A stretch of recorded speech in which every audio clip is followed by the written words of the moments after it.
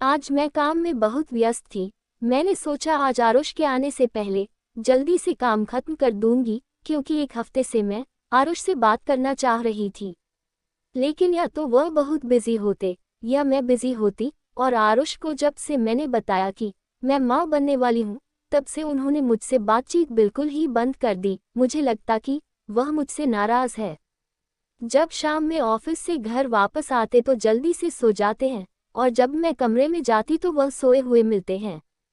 और जब सुबह उठती तो मेरे पीछे 100 काम होते। इस गहमागहमी में मैं उनसे बात ही ना कर सक रही थी। आज मैंने पक्का इरादा कर लिया था कि आज मैं आरुष से बात करके ही रहूंगी।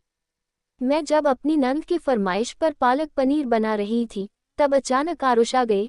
मैं फौरन आरुष के पीछे कमरे में गई और उनसे कहा, मुझे आज तुमसे अर्जेंट बात करनी है, तो प्लीज सोना मत। इस पर उसने कहा, ठीक है, मैंने भी तुमसे कई दिन से बात नहीं की, तो मुझे भी तुमसे बात करनी है। और उनके इस तरह नर्म लहजे पर मैं एकदम खुश हो गई।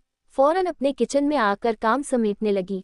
जब सारा काम हो गया तो मैंने अपने नंद से कहा कि आज का दिन खाना तुम लगा लेना, मुझे कुछ अर्जेंट काम से जाना है। और कमरे में आ गई। आरुष बेड पर लेटे हुए थे।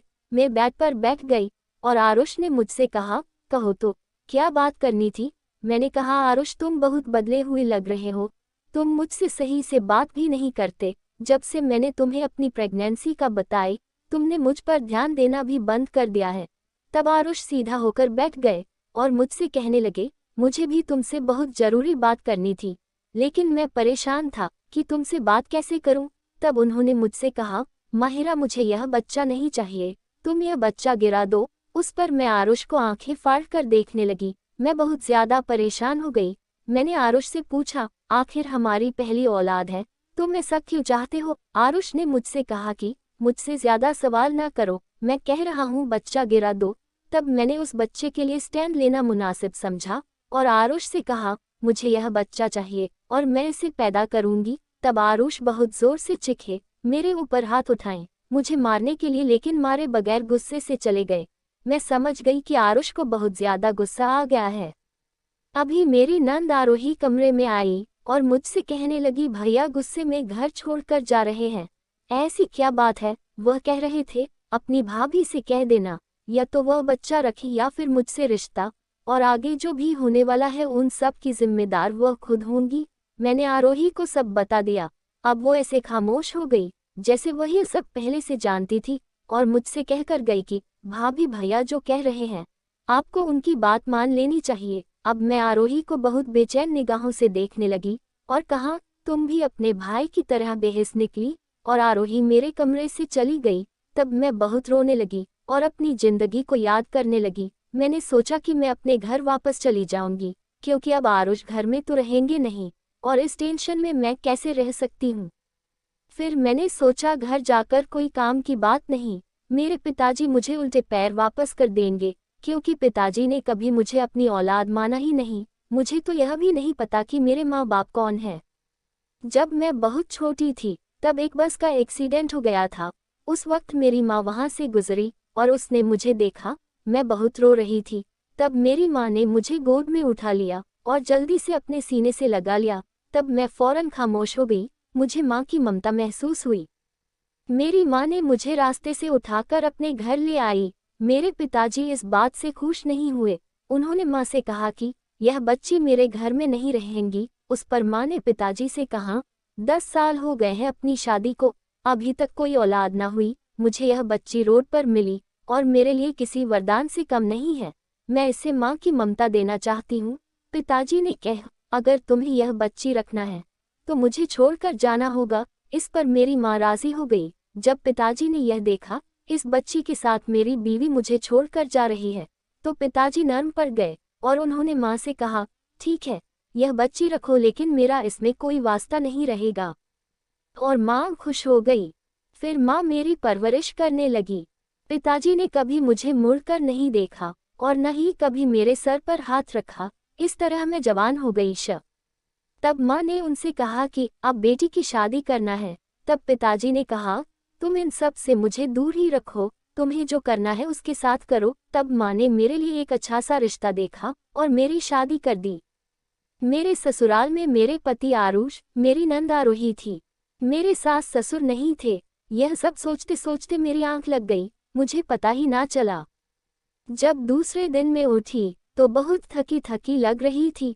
फिर मेरी नंद आरोही मेरे पास आई और मुझसे कहा कि भाभी आप बिल्कुल टेंशन ना लें। फिर घर में मैं और मेरी ननंद दोनों ही रहने लगे। मेरे दिन बीते गए। जब मुझे चौथा महीना शुरू था तब अचानक मुझे बहुत जोर से पेट में दर्द हुआ, लेकिन वह दर्द थोड़ी देर में खुद ही कम हो गया। इसलिए मैंने उस दर्द का टेंशन ना ली, अपने काम में मसरूफ रही। जब मुझे 5वां महीना शुरू हुआ तब मुझे दोबारा से दर्द शुरू हुआ और मेरे पेट पर नील दिखने लगे, लेकिन वह इतना तेज था कि मुझे हॉस्पिटल जाना ही पड़ा। जब मैं हॉस्पिटल गई तो डॉक्टर ने मेरी सोनोग्राफी की। सोनोग्राफी में डॉक्टर ने ऐसा कुछ देखा कि फौरन अपने साथी डॉक्टर को बुलाया और कहा देखो हमें जो चाहिए था हमारे पास चलकर आ गया, और मुझे फौरन ऑपरेशन थिएटर में ले गए। मेरे बार बार पूछने पर कि क्या बात है, डॉक्टर ने मुझे कुछ न बताया और मुझे बेहोशी का इंजेक्शन देकर बेहोश कर दिया गया। जब मुझे होश आया तो मैंने देखा कि मेरा पेट अपने नॉर्मल साइज में आ चुका है। तब मैं चिल्लाने लगी। डॉक्टर आई और मुझसे बोली देखो हमें तुम्हारा ऑपरेशन करना पड़ा क्योंकि तुम्हारा बच्चा तुम्हारे पेट में 1 महीना पहले ही मर चुका था। तुम्हारे पेट में एक तरह का जहर बनना शुरू हो गया था जो धीरे धीरे तुम्हारे बॉडी में फैल जाता और तुम मर जाती। लेकिन 1 महीने में जो जहर तुम्हारे पेट में बना वह हम डॉक्टर के लिए बहुत काम की चीज़ है। उससे हम एक दवा बनाते हैं जो लोगों के काम आएंगी। हम इस चीज़ को अक्सर ढूंढते हैं, लेकिन जब तुम खुद हमारे पास चलकर आई और सोनोग्राफी में हमें पता चला तो हम बहुत खुश हो गए। फिर मैं अपने घर पहुंची। मेरी नंद ने मुझसे कहा कि इसीलिए भैया यह बच्चा नहीं चाहते थे क्योंकि भैया का एक बार एक हिजड़े थे बहुत ज़्यादा झगड़ा हो गया। तब उस हिजड़े ने भैया को श्राप दिया था कि तुझे पहली औलाद हिजड़ा पैदा होंगी। तब भैया ने उसके पैर में गिरकर माफ़ी मांगी और बहुत मन्नत समाजत करने लगे। तब उसने उस श्राप का एक तोड़ बताया कि तुझे पहली औलाद को पेट में ही मार देना होगा, लेकिन आपको बोलने पर आप इस बात के लिए ना मानी और ऊपर वाले ने उस औलाद को खुद ही आपसे ले लिया। एक दिन आरुष घर लौट आए और हम साथ मिलकर रहने लगे। अब मुझे 2 औलाद है, एक बेटा एक बेटी, और हमारी जिंदगी बहुत खुशहाल हो गई। जो अपनी माँ से प्यार करता है वो इस चैनल को लाइक शेयर और सब्सक्राइब जरूर करें और घंटी के आइटम को दबाना ना भूले।